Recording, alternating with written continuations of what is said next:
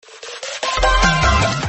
Fanboy Nation. This is your pal Daffy Duck, and you're watching. You're watching Fanboy.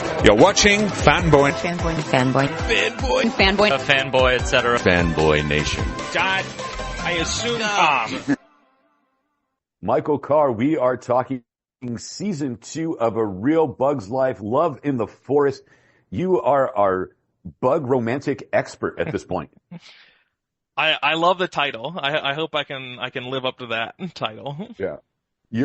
What we're gonna have you do at some point is start a matchmaking service based on the type of bug people are, that they relate to, and that's how you get them to start interacting with each other.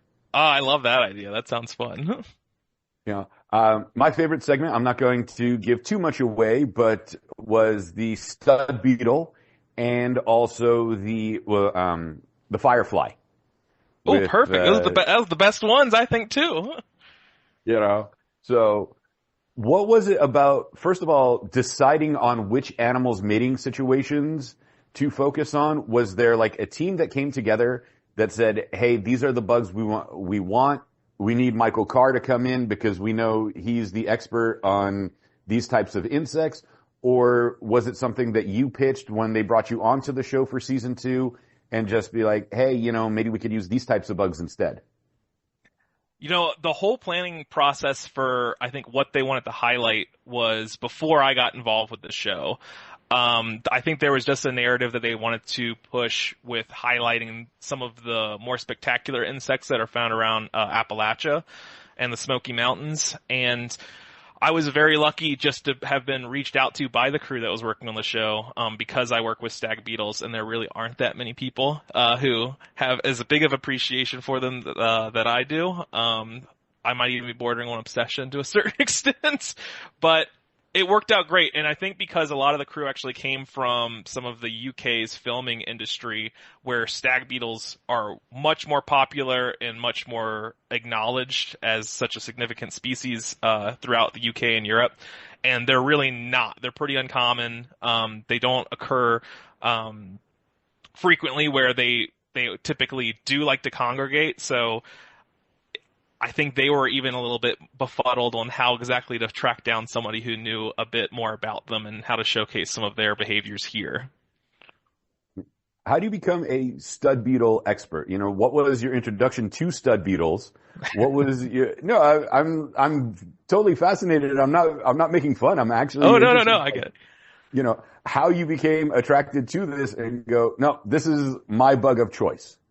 So my background was conservation biology, and I actually kind of fell in love with the beetle. I had no idea that the stag beetle occurred where I grew up in Virginia until I was into my 20s. I was working at the Smithsonian's Natural History Museum. A lot of the work I was doing was kind of more related to vertebrate zoology and archaeobiology, and having grown up and seen like stag beetles on the TV, they always seemed to something like exotic and tropical and far away. And I kind of just fell into realizing that they were here, and I started just madly looking for them outside kind of around where I grew up. Dug through the literature. They were supposedly occurring where I grew up. In reality, they weren't. They were about 60 miles further south. And what I realized as I was looking into them is that there was a really interesting conservation situation with them, where they probably were occurring around DC at 1900s when Teddy Roosevelt was seeing ruffed grouse in the White House's yard, and they weren't there anymore. And so with a conservation background and this interest in kind of the natural world in general, I just kind of kept hammering away at it until I apparently became an expert in it. It's that love of, hey, wait a minute, they're only about an hour's drive away to, let's make it a reality. Seems, exciting, and I'm glad you didn't end up becoming a Bigfoot hunter, and this is the National Geographic, story we're talking about. There's still time. Listen, I have fun with the cryptozoology, but we're talking to a real zoologist here, so it's a little more significant at that point. Here's the thing, from studying the stud beetle and then also the firefly in this instance, where the male situation isn't very favorable, what can we learn about human mating when it comes to animal relations?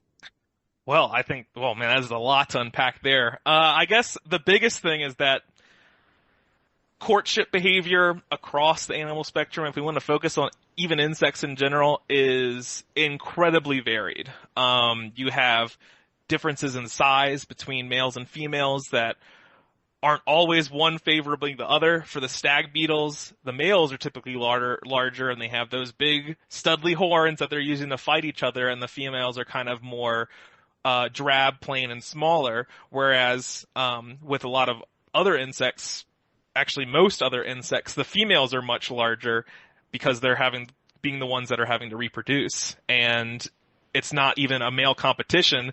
It's almost like a reverse harem for them. So I think maybe taking a look at the kind of varieties of insect courtship, you can also see that we can appreciate the variety of our own courtship methods across human cultures and behaviors around the world, is that there's no right or wrong when it comes to courtship. It's just whatever works best for you.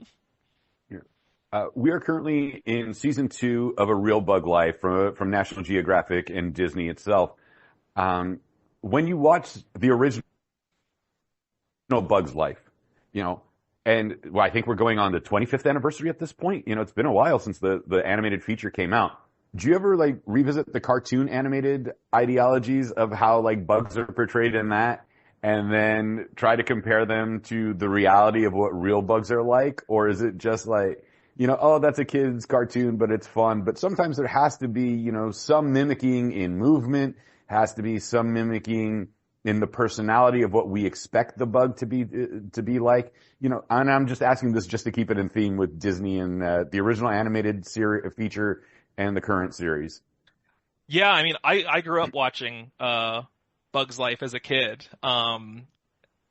And I think it is interesting now, looking in hindsight, at sort of the behaviors that they portray as the ants as these friendly communal kind of bodies working together, and the grasshoppers as the swarm looking to take all their food, when in reality it's kind of the opposite.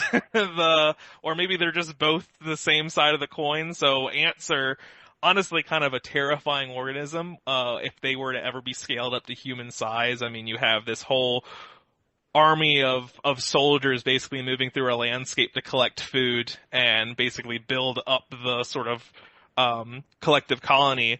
And then grasshoppers are more of this kind of solitary moving force across the landscape, just out there to consume and then move on. But yeah, I think it's a balance, because I think the show here actually displays them in a bit of both lights. It gives you that scientific explanation on how that organism is actually interacting with its environment and the life around it.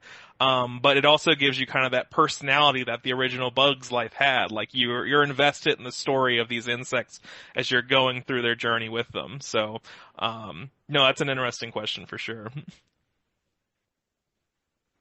All right, Michael, I'm going to leave you with this because we are running out of time, and congratulations on the series, especially season 2.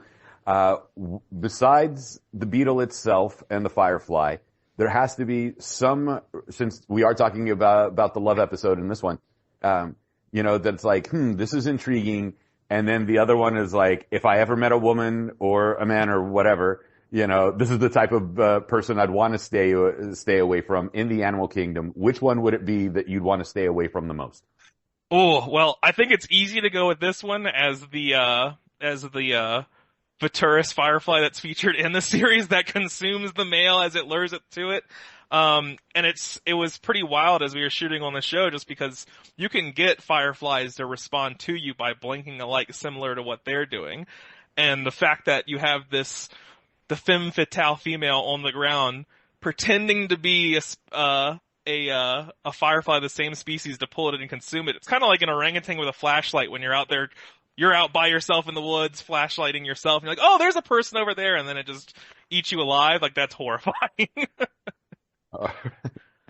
Michael, if we want to ask you more questions, where can we find you on social media to connect, to talk about A Real Bug's Life 2 from National Geographic? The best way to contact me is through my email. It's mcarr20@gmu.edu. It's my academic connection. I'm also learning Lucanidae on Instagram. I'm not super active on social media, but if people have questions, they're free to reach out to me, and I'll try my best to answer them. Michael Carr, thank you so much for your time talking to me about A Bug's Life Season 2 from National Geographic. I almost called you Eric Carr a couple of times, and he was the late drummer from Kiss. That's a pretty good. You're in good I'll take company that. either way. Yeah, well, thank you so much. I appreciated the questions.